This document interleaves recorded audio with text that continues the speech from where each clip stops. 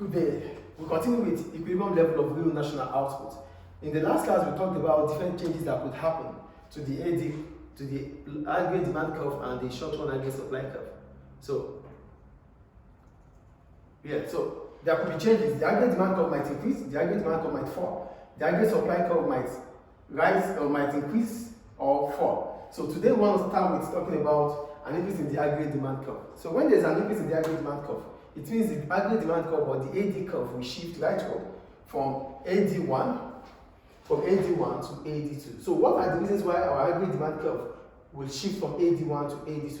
Well, you have to put in mind that as soon as the aggregate demand curve shifts from AD1 to AD2, two things are going to happen. The equilibrium real level of output will increase from OY1 to OY2, and at the same time, the price level would rise or increase from OP1 to OP2. But let's see what would have caused these things to happen.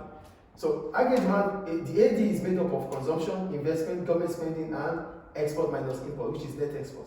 So when we talk about aggregate demand, it comprises the following components: consumption, investment, net export, which is export minus import, and government spending. So for aggregate demand curve to shift to that right, it would have meant that all these components increases. So what would make them to increase? Let's check.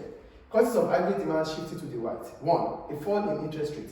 A fall in interest rate means the price of borrowing reduces. And as soon as the price of borrowing reduces, consumers and firms would have the incentive to borrow more. And as soon as they are able to borrow more, firms will invest in capital goods, and consumers or households will be able to spend on consumption. So investment in capital goods, an increase in investment in capital goods, and an increase in spending will shift the aggregate demand curve rightward from AD1 to AD2, meaning that the equilibrium level of real output will rise from OY1 to OY2, meaning that the price level will increase from OP1 to OP2. That's the first situation there.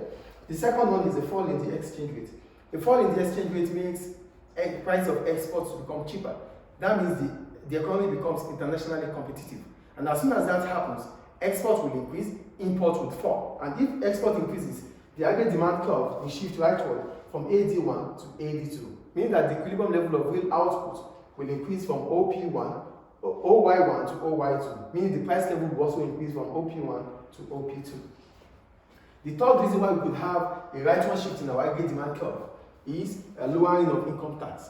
And income tax represents the percentage of what we have to pay in terms of our income, what we earn. So as soon as our income tax is cut, as a cut in income tax will mean that disposable income increases. So if disposable income increases, what is even disposable income?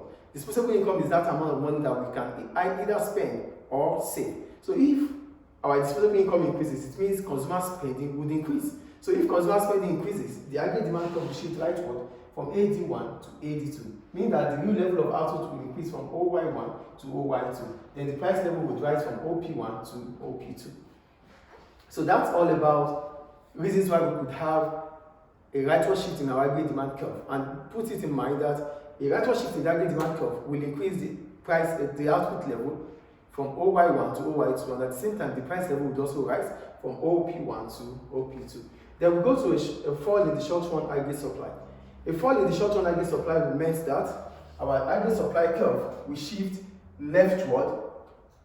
upward to the left, meaning that output level would fall and the price level would rise.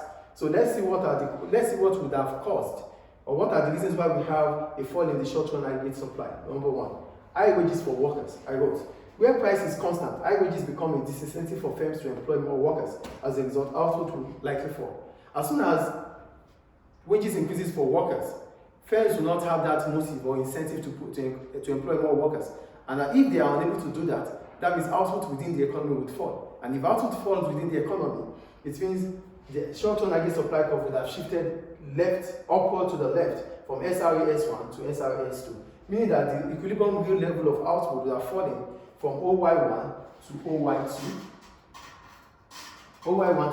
and the price level would have increased from OP1 to OP2. So that is about a fall in the aggregate supply curve. And the second one is higher prices of raw materials. So when there's higher prices of raw materials, what happens?